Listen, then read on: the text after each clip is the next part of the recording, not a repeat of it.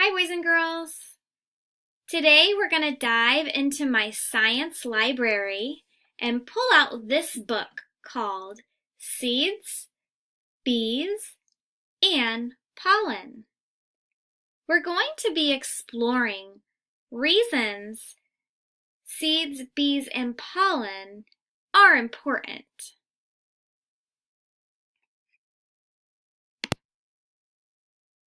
Let's read a few pages together. Flowering plants. Many plants use flowers to reproduce. Reproduce means to make more of the same. Flowers make pollen and seeds. Look at the photograph. The author labeled pollen right here on the butterfly. Pollen looks like golden dust on butterflies. Flowers make pollen and seeds. Flowers must trade their pollen with other flowers to make seeds. Wow, boys and girls, that's so important. You know, if I want to make a flower grow, I have to have a seed. Where do I get the seed from? The flower. And how does the flower get seeds? It needs to trade pollen with other flowers. The author told us right here. Wow. Pollen is very important for flowering plants. Flower pollen travels on the wind or on animals. Wow, look at the picture. I can see the pollen traveling in the wind. It's those little yellow dust that's flying through the air. It says, or on animals. Let's keep reading. Butterflies, birds, bees, bats, and other pollinators sip sweet flower nectar. As they feed, pollen sticks to their bodies and brushes off on the next flower.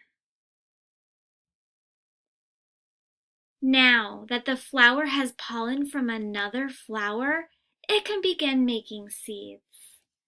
I love how the author showed us this in the photograph. I can see the bee flying from one flower to the next, and it's picking up pollen here and dropping it off here, and picking more up and dropping it off here.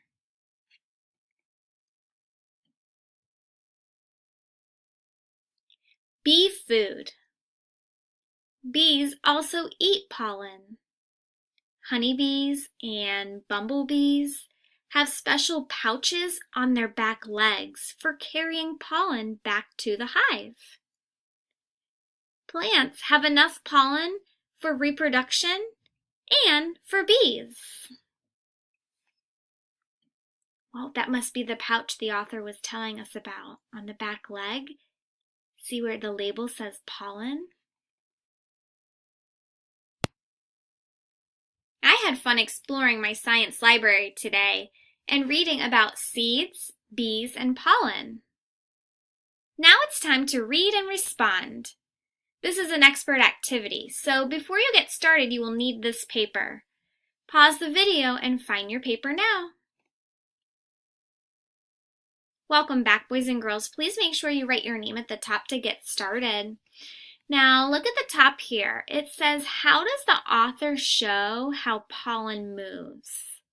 Do you remember that page from the book? There were two ways. Do you remember the two ways pollen can move from one flower to another? I put 3 flowers here for you. I'd like you to draw and label the 2 ways that pollen can move from one flower to the next flower. Pause the video and do the top part first before you go down to the bottom. Great job, boys and girls. Now that you have labeled and drew a picture, I'd like you to come down here and answer a question for me. Here's my question. I really want to know, why are pollinators important to flowering plants? Why do they need pollination to happen? Use the writing lines below to explain why pollinators, like bees and butterflies and birds, are important to flowering plants.